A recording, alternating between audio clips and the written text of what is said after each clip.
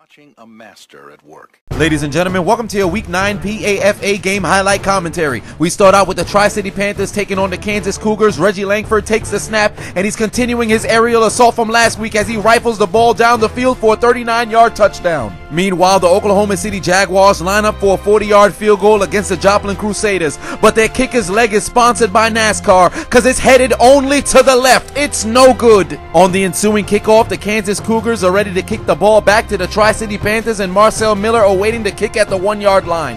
Upon his return, he showcases his degree from the Tariq Hill University of Receiving Kicks. He may not be from Wakanda, but he's got the strength of the Tri-City Panther, and he's showcasing it all over the Kansas Cougars as he returns it for a 99-yard touchdown. For the Crusaders, it's time for some dreadlock powers as they open their Bibles to Chronicles 13 verse 7. Can't stop, won't stop, the Lord our God has dreadlocks, as Johnson connects with Nash for a Joplin touchdown. Reggie Langford would take the snap, and he would play his own version of the cha-cha slide on the Panthers defense. First touchdown, I threw it to the right. My next touchdown, I'll throw it to the left, as he connects with his man for a 59-yard Kansas Cougar touchdown. Triel Johnson might have symptoms of allergies because he's coughing up the ball as he can't get the snap, and he's going to recover it at the 45. Hurricane missed field goal hits the Kansas Cougars as the ball sails wide to the right. And much like the IRS, Rico Watkins would make them pay as he rifles the ball down the field, and he's got his man for a 46-yard Tri-City Panther touchdown. Inside their own 1-yard line, Johnson takes the snap. Somebody get him a Benadryl because he's still coughing up the ball.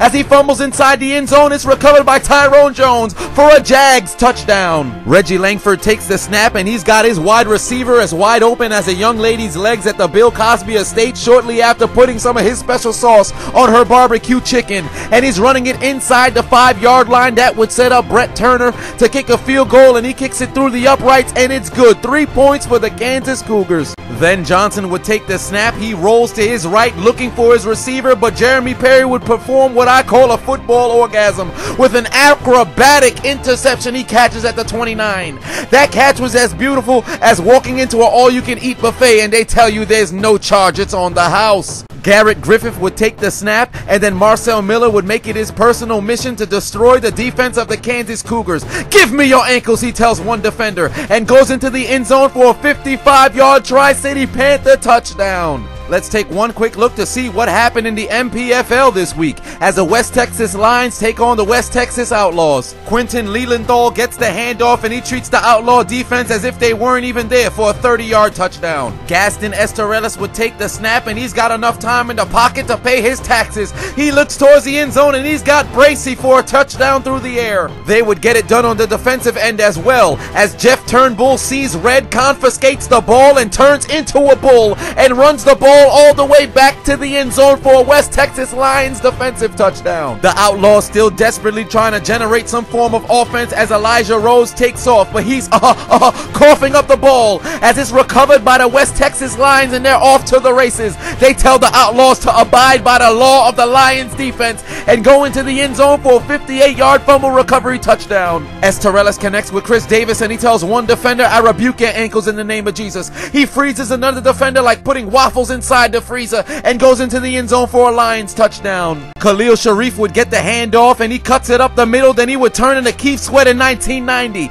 Merry-go-round and round. He releases himself from the CD and goes into the end zone for a 35-yard touchdown. The Lions would continue to live in the Outlaws end zone as Estrellas connects with Kamon Lund. Estrellas takes a seat. The Outlaws says thank God, but Lorenzo Gathers comes in at quarterback and says, as far as I'm concerned, none of you can still cover Chris Burns for a touchdown. Then to add insult to injury, the Lions would continue to play backyard football and absolutely ejaculate all over the West Texas Lions as Khalil Sharif runs it into the end zone for the score, and the Outlaws would get absolutely blown out 78-0. When you lose that bad, don't hop on the team bus. just walk home. That concludes our coverage of the MPFL. Let's get right back into the PAFA. Bo Rank takes the snap for the OKC Jags, and he's looking to go deep down the middle. He's got his man Dominic Berry in the end zone for the Jags touchdown. Reggie Langford looking for his 4th touchdown on the day. He takes a snap looking to his right,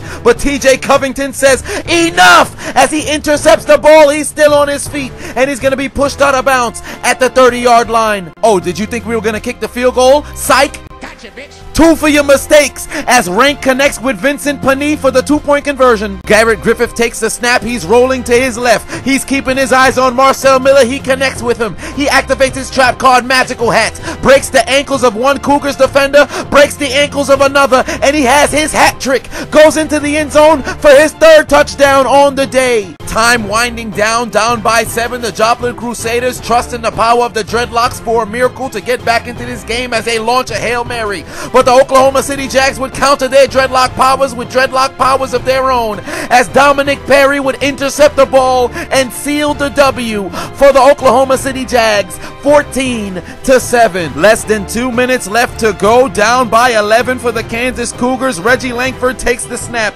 He finds his man down the left side of the field, makes a couple of Panthers miss, but he's going to be tackled inside the 20-yard line. 2 plays later, Langford takes the snap, rolling to his right, but much like my bank account, nothing is there. Rolling back to his left, his receiver calls for the ball, but Josh Walker of the defense calls for the game as he intercepts the ball and seals it for the Panthers, 33-22. For the Crusaders and the Cougars, take out your Metro cards and get aboard the L train.